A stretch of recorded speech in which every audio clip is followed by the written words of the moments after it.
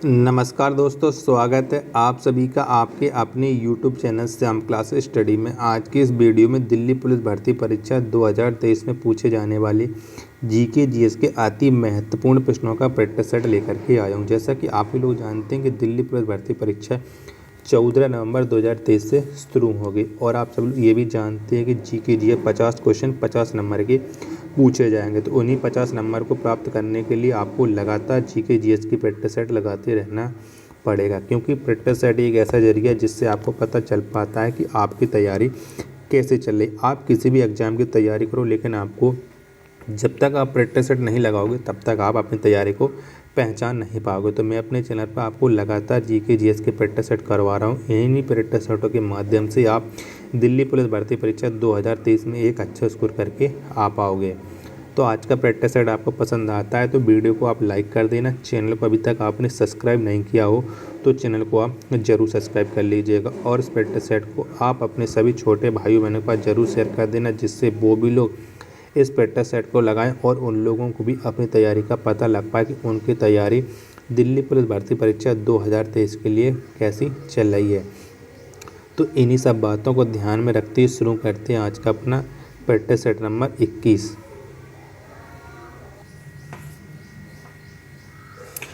पहला प्रश्न है आपके सामने कि वितरक न्याय की संकल्पना सबसे पहले किसने की। तो किसने की थी वितरक न्याय की संकल्पना सबसे पहले? तो यह संकल्पना की थी अरस्तू ने। किसने? अरस्तू ने ये संकल्पना की थी। तो इसका राइट आंसर हो जाएगा ऑप्शन नंबर बी। अगला प्रश्न है आपके सामने स्वामीनाथन समिति का संबंध किससे है। तो किससे है स्वामीनाथन समिति का संबंध, ये आपको बताना है। तो इस समिति का संबंध है जनसंख्या नीति से। तो ऑप्शन नंबर बी इसका राइट आंसर हो जाएगा। अगला प्रश्न है आपके सामने कि 13 ताली किस राज्य का लोक नृत्य है। तो कौन से राज्य का लोक नृत्य है 13 ताली, ये आपको बताना है। तो यह है राजस्थान राज्य का। किसका? राजस्थान राज्य का लोक नृत्य है 13 ताली। ऑप्शन नंबर सी इसका राइट आंसर हो जाएगा। सबसे अधिक क्रियाशील धातु कौन है। तो इनमें से कौन सा है सबसे अधिक क्रियाशील धातु? तो ये है सीजियम। कौन? सीजियम ये सबसे अधिक क्रियाशील धातु है। तो इसका राइट आंसर हो जाएगा ऑप्शन नंबर डी। अगला प्रश्न है आपके सामने कि भारत में एग मार्ग एक्ट किस वर्ष लागू हुआ था। तो कब लागू हुआ था भारत में एग मार्ग एक्ट, ये आपको बताना है। तो ये लागू हुआ था 1937 में। कब? 1937 में भारत में एग मार्ग एक्ट लागू हुआ था। तो इसका राइट आंसर हो जाएगा ऑप्शन नंबर डी। अगला प्रश्न है आपके सामने कि माइकल शुभाकर का संबंध किस देश से है। तो कौन से देश से हैं माइकल शुभाकर, ये आपको बताना है। तो इनका संबंध है जर्मनी से। किससे? जर्मनी से है माइकल शुभाकर का संबंध। तो ऑप्शन नंबर बी इसका राइट आंसर हो जाएगा। डेनमार्क की राजधानी कहाँ है। तो कहाँ पर है डेनमार्क की राजधानी, ये आपको बताना है।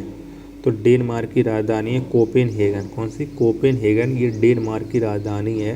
तो इसका राइट आंसर हो जाएगा ऑप्शन नंबर ए।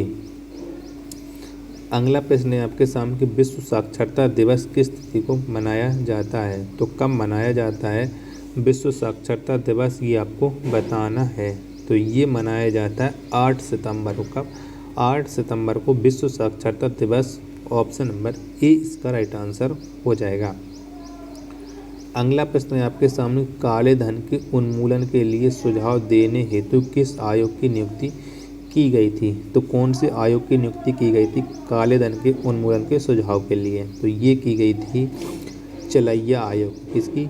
चलैया आयोग की। तो इसका राइट आंसर हो जाएगा ऑप्शन नंबर ए। अगला प्रश्न है आपके सामने कि डाक टिकट संग्रह के शौक को क्या कहा जाता है। तो क्या कहा जाता है डाक टिकट संग्रह के शौक को? तो इसे कहा जाता है फिलाटेली। क्या? फिलाटेली कहा जाता है। ऑप्शन नंबर सी इसका राइट आंसर हो जाएगा। नेक्स्ट प्रश्न है आपके सामने कि जिला कलेक्टर पद किस वर्ष बनाया गया था। तो कब बनाया गया था जिला कलेक्टर का पद, ये आपको बताना है। तो ये पद बनाया गया था 1772 का। 1772 में जिला कलेक्टर का पद। ऑप्शन नंबर डी इसका राइट आंसर हो जाएगा। मेरा वतन पुस्तक के लेखक कौन है। तो कौन है इस पुस्तक के लेखक, ये आपको बताना है। तो इस पुस्तक के लेखक हैं विष्णु प्रभाकर। कौन? विष्णु प्रभाकर। ये है मेरा वतन पुस्तक के लेखक। ऑप्शन नंबर सी इसका राइट आंसर हो जाएगा। गोल्ड पर्वत कहाँ स्थित है? तो कहाँ पर स्थित है गोल्ड पर्वत, ये आपको बताना है। तो ये स्थित है अमेरिका में। कहाँ? अमेरिका में स्थित है गोल्ड पर्वत। तो इसका राइट आंसर हो जाएगा ऑप्शन नंबर ए। अगला प्रश्न है आपके सामने कि नेपाल के प्रथम राष्ट्रपति कौन है? तो कौन है नेपाल के प्रथम राष्ट्रपति, ये आपको बताना है। तो ये है रामवरण यादव। कौन? रामवरण यादव, ये नेपाल के प्रथम राष्ट्रपति हैं। ऑप्शन नंबर ए इसका राइट आंसर हो जाएगा।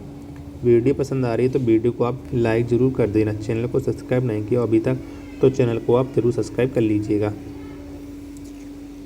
अगला प्रश्न है आपके सामने कि बक्सा बाग परियोजना भारत के किस राज्य में स्थित है? तो कौन से राज्य में स्थित है बक्सा बाग परियोजना, ये आपको बताना है। तो ये स्थित है पश्चिम बंगाल में। किसमें? पश्चिम बंगाल में है बक्सा बाग परियोजना। ऑप्शन नंबर सी इसका राइट आंसर हो जाएगा। नेक्स्ट प्रश्न है आपके सामने पुस्तक द वाइट टाइगर को किसने लिखा है? तो किसने लिखा है द वाइट टाइगर पुस्तक को? तो इसे लिखा है अरविंद अडिगा ने। किसने? अरविंद अडिगा ने लिखा है द वाइट टाइगर को। ऑप्शन नंबर सी इसका राइट आंसर हो जाएगा। नेक्स्ट प्रश्न है आपके सामने कि बौद्ध स्थल ताम्बू मठ किस राज्य में स्थित है? तो कौन से राज्य में है ताम्बू मठ? तो ये है हिमाचल प्रदेश में। कहाँ पर? हिमाचल प्रदेश में है ताम्बू मठ। ऑप्शन नंबर ए इसका राइट आंसर हो जाएगा। अगला प्रश्न है आपके सामने कि भूटान देश का राष्ट्रीय खेल कौन सा है? तो कौन सा है भूटान देश का राष्ट्रीय खेल, ये आपको बताना है। तो यहाँ का राष्ट्रीय खेल है तीरंदाजी। कौन? तीरंदाजी, ये भूटान देश का राष्ट्रीय खेल है। तो इसका राइट आंसर हो जाएगा ऑप्शन नंबर बी। अगला प्रश्न है आपके सामने कि इलाहाबाद स्तंभ शिलालेख को किसने लिखा था? तो किसने लिखा था इलाहाबाद स्तंभ शिलालेख को? तो ये लिखा था हरिशसेन ने। किसे? हरिशसेन ने। ऑप्शन नंबर सी इसका राइट आंसर हो जाएगा। भारतीय सर्वेक्षण विभाग का मुख्यालय कहाँ है? तो कहाँ पर है भारतीय सर्वेक्षण विभाग का मुख्यालय? तो यह मुख्यालय देहरादून में। कहाँ पर? देहरादून में है भारतीय सर्वेक्षण विभाग का मुख्यालय। ऑप्शन नंबर ए इसका राइट आंसर हो जाएगा। भारत सरकार द्वारा नई औद्योगिक नीति की घोषणा किस वर्ष की गई थी? तो कब की गई थी भारत में औद्योगिक नीति की घोषणा? तो यह घोषणा हुई थी 1991 में। ऑप्शन नंबर डी इसका राइट आंसर हो जाएगा। बर्लिन की दीवार किस वर्ष नष्ट की गई? तो कब नष्ट की गई थी बर्लिन की दीवार, ये आपको बताना है। इस दीवार को नष्ट किया गया था 1989 में। कब? 1989 में बर्लिन की दीवार को नष्ट किया गया। ऑप्शन नंबर बी इसका राइट आंसर हो जाएगा। संसद भवन किस वर्ष बनकर तैयार हुआ था? तो कब बनकर तैयार हुआ था संसद भवन? तो ये भवन बनकर तैयार हुआ था 1927 में। कब? 1927 में संसद भवन बनकर के तैयार हुआ था। तो ऑप्शन नंबर डी इसका राइट आंसर हो जाएगा। अगला प्रश्न है आपके सामने कि हिंदू हिंदू हिंदुस्तान का नारा किसने दिया था? तो किसने दिया था हिंदू हिंदू हिंदुस्तान का नारा? तो यह नारा दिया था भारतेंदु हरिश्चंद्र ने। किसने? भारतेंदु हरिश्चंद्र ने। ऑप्शन नंबर ए इसका राइट आंसर हो जाएगा। अगला प्रश्न है आपके सामने कि श्वेत कोयला किसे कहा जाता है? तो किसको कहा जाता है श्वेत कोयला, ये आपको बताना है। तो ये कहा जाता है जल विद्युत को। किसे? जल विद्युत को श्वेत कोयला कहा जाता है। ऑप्शन नंबर डी इसका राइट आंसर हो जाएगा।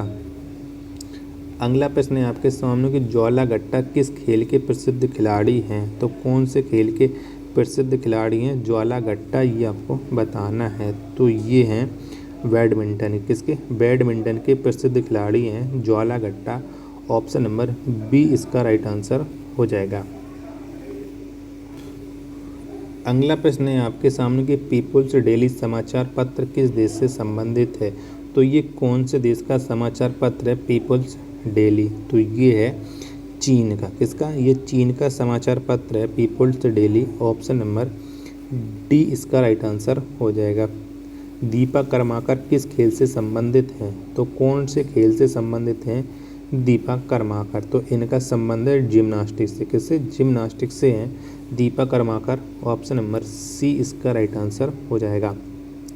जब लिफ्ट की डोरी टूट जाए तो व्यक्ति का आभासी भार, तो कैसा हो जाएगा व्यक्ति का आभासी भार, ये आपको बताना है। तो जब लिफ्ट की डोरी टूट जाए तो व्यक्ति का आभासी भार हो जाएगा शून्य। कैसा? शून्य हो जाएगा।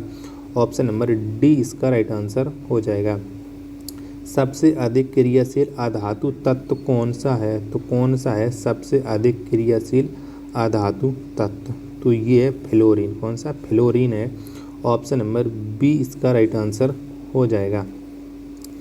किमोनो किस एशियाई देश की परिधान शैली है? तो कौन से देश की ये परिधान शैली है किमोनो?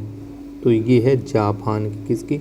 जापान की ये परिधान शैली है। ऑप्शन नंबर सी इसका राइट आंसर हो जाएगा। डॉक्टर पीवी रामाराव का संबंध किस क्षेत्र से है? तो कौन से क्षेत्र से है डॉक्टर पीवी रामाराव का संबंध? तो इनका संबंध है रक्षा से। किससे? रक्षा से है डॉक्टर पीवी राव का संबंध। ऑप्शन नंबर ए इसका राइट आंसर हो जाएगा। भारत में मेट्रो पुरुष के नाम से किसे जाना जाता है? तो किसको जाना जाता है भारत में मेट्रो पुरुष के नाम से? तो ये जाना जाता है श्रीधरन को। किसे? श्रीधरन को। ऑप्शन नंबर ए इसका राइट आंसर हो जाएगा। अगला प्रश्न है आपके सामने कि धूम्रपान पर प्रतिबंध लगाने वाला विश्व का पहला देश कौन है? तो कौन सा है जिसने धूम्रपान पर प्रतिबंध लगा दिया है? तो प्रतिबंध लगाने वाला वो पहला देश है भूटान। कौन सा? भूटान है। ऑप्शन नंबर डी इसका राइट आंसर हो जाएगा। अगला प्रश्न है आपके सामने इंस्टीट्यूट ऑफ लाइफ साइंस कहाँ अवस्थित है? तो कहाँ पर है इंस्टीट्यूट ऑफ लाइफ साइंस? तो ये है भुवनेश्वर में। कहाँ? भुवनेश्वर में है। ऑप्शन नंबर ए इसका राइट आंसर हो जाएगा।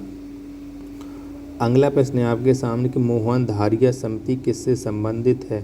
तो कौन से संबंधित है मोहन धारिया समिति? तो इसका संबंध है वाटरशेड विकास से। किससे? वाटरशेड विकास से है। ऑप्शन नंबर बी इसका राइट आंसर हो जाएगा। वेल्थ ऑफ नेशन पुस्तक के लेखक कौन हैं? तो इस पुस्तक के लेखक कौन है? Wealth of nation.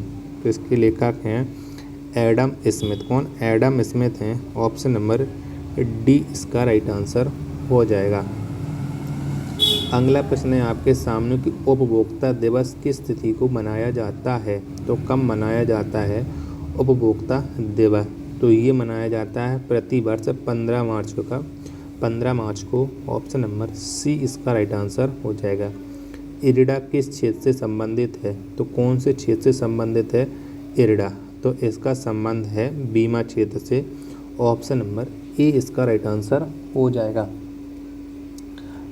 अगला प्रश्न है आपके सामने लास्ट प्रश्न है आज के प्रैक्टिस सेट का कि दिल्ली हाई कोर्ट की पहली महिला मुख्य न्यायाधीश कौन बनी? तो कौन बनी थी दिल्ली हाई कोर्ट की पहली महिला मुख्य न्यायाधीश? तो ये बनी थी गोरला रोहिणी। कौन? गोरला रोहिणी बनी थी। ऑप्शन नंबर बी इसका राइट आंसर हो जाएगा। तो अब आप बताइए आपको ये प्रैक्टिस सेट कैसा लगा? प्रैक्टिस सेट पसंद आया हो तो वीडियो को आप लाइक कर देना। चैनल को आपने अभी तक सब्सक्राइब नहीं किया हो तो चैनल को आप जरूर सब्सक्राइब कर लीजिएगा। मिलते हैं अपने नेक्स्ट वीडियो तथा नेक्स्ट प्रैक्टिस सेट में। तब तक के लिए धन्यवाद। जय हिंद मेरे प्यारे साथियों।